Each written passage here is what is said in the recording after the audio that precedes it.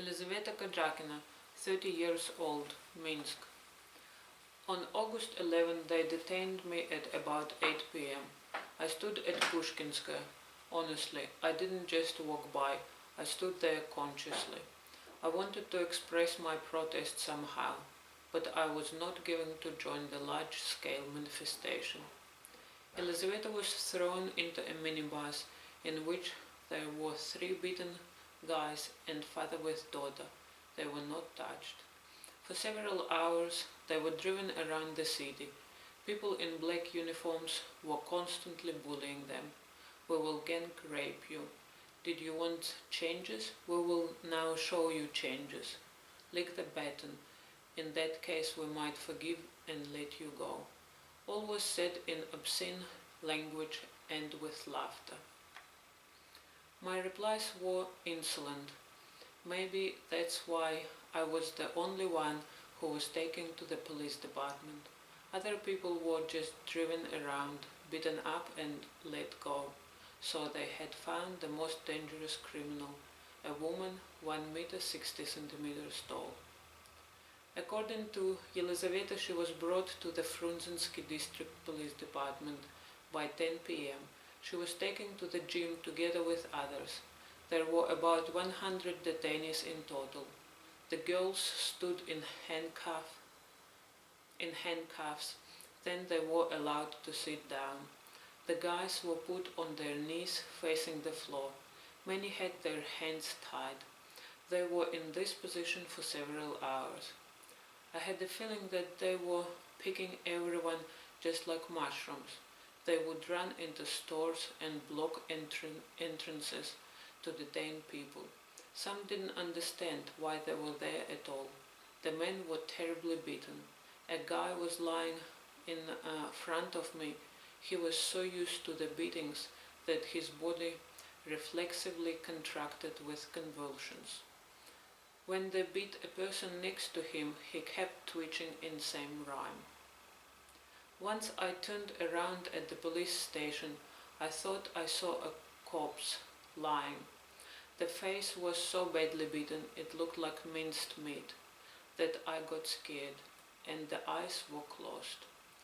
Later, a woman in the uniform of an OMON officer, Karina, came to the gym. Elizaveta says that she will remember her face for a long time. She began to smash the phones of the detainees. Lisa's smartphone was the first one. Karina threw the phone against the wall, then on the floor, and then finished it off with her hands. She said that the revolutionaries were lucky that it was not her shift, because she would definitely take care of the girls.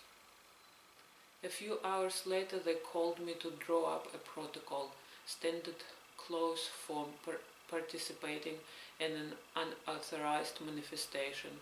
While they were writing it, they were constantly intimidating me. They said, "Do you understand that you will not work anymore where you used to work?" They asked how much were we paid. "Get it for your 60 rubles. In the morning, Elizaveta and other people from the police department were put into a paddy wagon, 20 people on the floor in 2 rows.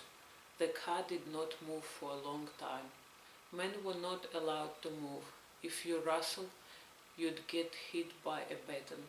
They would keep it until it was becoming really hard for the men. When everyone started mourning and complaining, everyone was on the brink. The paddy wagon started to move. The torture was accomplished. Girls and boys were brought to the detention center on Akrestsina Street. The guys were dropped in one direction and immediately beaten. Girls in the other direction. They ordered to stand and look at the wall. It was not allowed neither to turn back nor to look at the men. I could imagine this can happen, but deep inside I couldn't believe it. Elizaveta says that after beating the men up, they were taken to the court one by one. People left there every 30 seconds. Some were condemned, others were not. Lisa wasn't on time because the court only works until 5 p.m. To someone they gave 10 days, to others 15. I do not know by what logic they judged. For example, an 18-year-old girl was given 10 days. She was such a darling. She was shaking and very upset. By the way, she was going to apply to enter the Academy of the Ministry of Internal Affairs before. After the trials, the people were taken to the street. The police was making lists almost every hour. Surname, date of birth, and then they began to put people in columns. Then people from one column were called to build another column. Like if they were playing with blocks. From the second column they would do the third. Absolutely ununderstandable. What was it all for? I thought they were going to take us somewhere, but not. We were just moving places and standing again.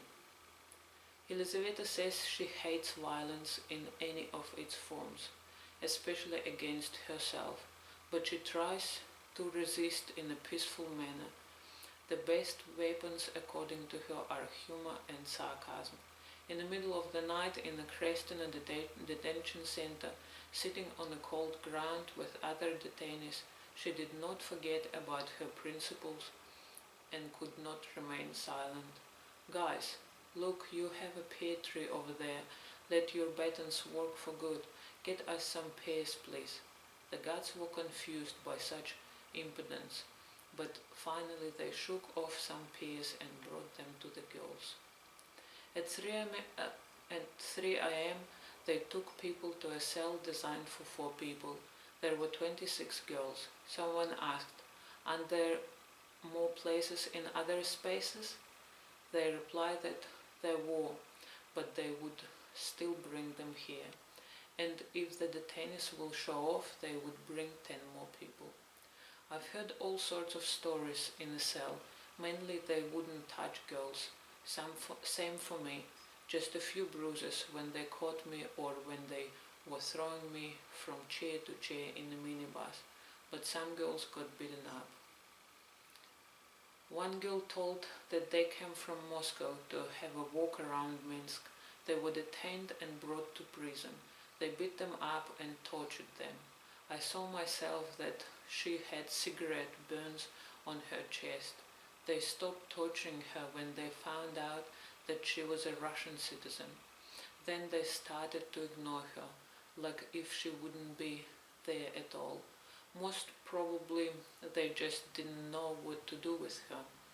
They were afraid to let her go, but they didn't touch her anymore. She was imprisoned for 4 days. I don't know what happened to her afterwards. Another girl got beaten up when they found out she has Lithuanian citizenship. So, you are Lithuanian. Do you have equal rights over there? So get it same as the men do. The men were beaten up constantly, with short breaks of 15-20 minutes, very heavily. At night at Akrestsina detention center there were such screams. Some girls were detained together with their boyfriends. They were sitting down breathless. They thought that those were their boyfriends beaten up so bad. I can hear my Lusha. Only a few people would get medical assistance. The girl at Akrestsina lost consciousness. She hit her head. A local doctor was called for her, but later they returned her. The girl was in tears. She refused to say that had happened. Then she was sent with us to a room with a concrete floor to spend the night. Every 5 minutes they opened the cell, pronounced surnames. They were checking something. It looked like they organized a census. Then I and the girl with Lithuanian citizenship were taken out. They made us sign a paper, a classic warning. It said that if we were once again detained in the demonstrations, then we would face criminal liability. They let Elizaveta out on the 13th of August at 5:30 a.m.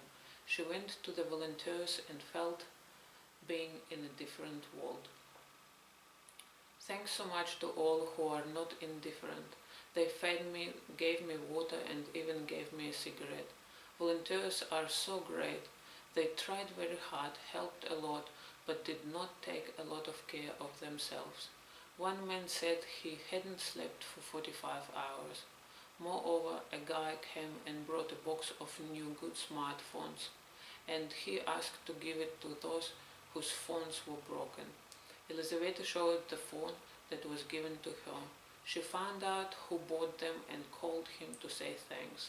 The guy's name was Stas.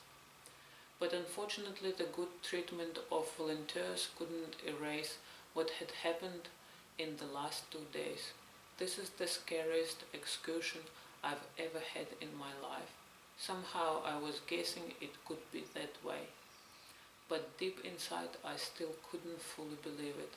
But when I saw it with my own eyes, I have no words. Elizaveta didn't submit a complaint to the investigative committee.